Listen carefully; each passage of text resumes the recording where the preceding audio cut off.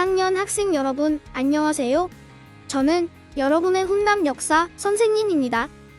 자, 오늘은 갑작스럽게 온라인 수업을 하게 되어 이렇게 영상으로 만나게 되었는데요. 등교하면 재밌게 수업하며 여러 소통을 할 수 있을 텐데 다소 아쉽다는 생각이 듭니다. 하하하.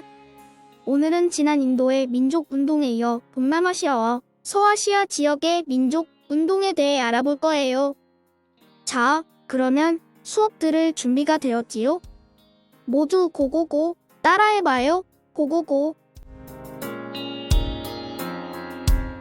오늘 수업의 순서는 다음과 같아요. 먼저 베트남의 민족운동에 대한 내용을 살펴보고 다음으로 인도네시아의 민족운동을 알아볼 거예요. 마지막으로 서아시아의 민족운동에 대해 알아보도록 하겠습니다. 모두 고고고.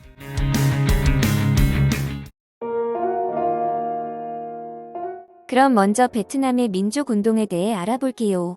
베트남은 과연 어떠한 민족운동을 했는지 살펴보도록 할게요. 1800년대 후반 유럽 국가인 프랑스는 동남아시아까지 건너와 베트남을 식민 지배하기 위해 침략을 하게 됩니다. 프랑스의 침입을 가만히 볼 수 없었던 베트남의 관리, 농민, 학자들은 자발적으로 의병을 구성해 프랑스의 침입을 막으려고 했어요. 그러나 프랑스 군대는 베트남 의병들보다 훨씬 체계적으로 전투에 임하였고 그들이 가진 무기는 훨씬 강력해 결국 베트남은 식민 지배를 당할 수밖에 없었지요. 그렇게 식민지가 되어 가는 동안에 베트남의 판보 유자오는 민족운동을 하기 위해 노력을 합니다. 우리의 조국인 베트남을 다시 독립시키라. 우리는 할 수 있어. 베트남 왕조를 다시 한번 부활시키는 거야. 그리고 프랑스가 점령한 우리 베트남 무기 창고를 다시 되찾자. 이렇게 생각하며 베트남 유신회를 조직하게 되었어요. 근대화에 성공한 일본을 본받기 위해 유학생을 보내자. 그래서 발전된 문물과 제도를 배워오는 거야. 라며 독립운동을 실시해 베트남 유학생들을 많이 보내게 됩니다. 그리고 몇 년 뒤 프랑스를 몰아내기 위해 베트남인들이여 무장투쟁을 실시합시다. 그리고 군주제는 끝이야. 국민들이 통치하는 공화정을 실시하자. 라고 하며 베트남 광복회를 새롭게 조직하게 됩니다. 그 이후 베트남은 과연 어떻게 되었을까요? 1914년 제1차 세계대전이 발생하게 되고 베트남아, 우리가 현재 큰 전쟁에 참여하고 있노라. 너희가 우리를 돕는다면 너희가 그토록 원하던 독립을 고려해 보겠노라. 오, 진짜인가요? 알겠습니다. 그럼 우리도 돕겠습니다. 자, 가자. 그 이후 프랑스는 1차 세계대전에서 승리를 거두게 되었어요. 그러나 생각해 보았는데 너희의 독립은 나중으로 미뤄야겠다. 당분간 우리의 통치를 더 받아야겠어. 뭐라고요? 이런 말도 안 되는 일이. 이때 등장한 호찌민은 가만히 보고 있을 수는 없었어요. 이대로 프랑스가 하자는 대로 따라가면 안 돼. 독립운동을 하자. 라고 하며 베트남 공산당을 결성하고 민족운동을 하게 됩니다.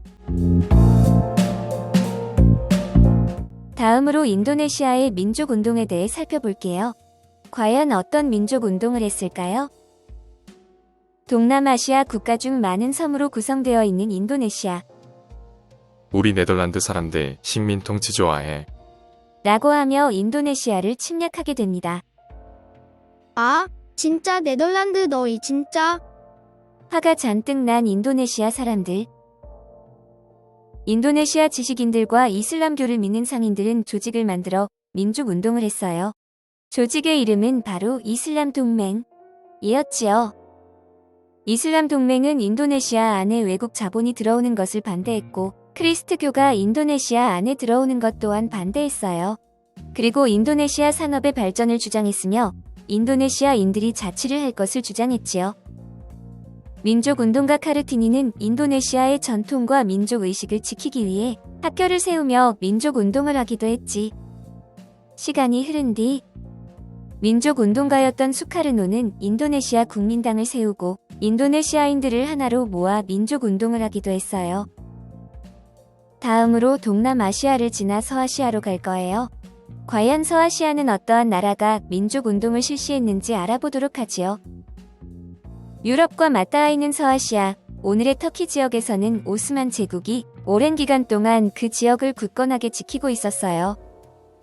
오스만 제국은 제1차 세계대전에 참여를 했어요.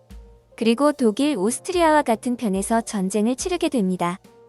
그러나 결국 전쟁에서 패배를 하게 되고 패전국 신세로 전락하게 됩니다. 그 이후 오스만 제국은 여러 승전국들에 의해 내정 간섭을 당하게 되고 영토를 빼앗기는 결과도 초래하게 되는데요. 그러던 중 제1차 세계대전에도 참전했었던 오스만 제국의 장군 출신인 무스타파 케말은 이대로 우리 민족이 다른 국가에 의해 수모를 당하는 걸 볼 수만은 없어. 무언가 해야만 해.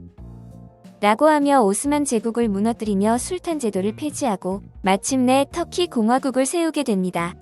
즉, 군주 제도가 아닌 국민들이 통치하는 국가를 만들게 된 거예요. 터키 공화국을 세운 무스타파 케말은 여러 개혁을 실시하게 됩니다.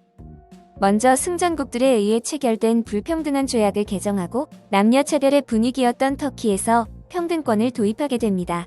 그리고 민족 의식을 되찾기 위해 터키 문자를 제정하기도 했지요.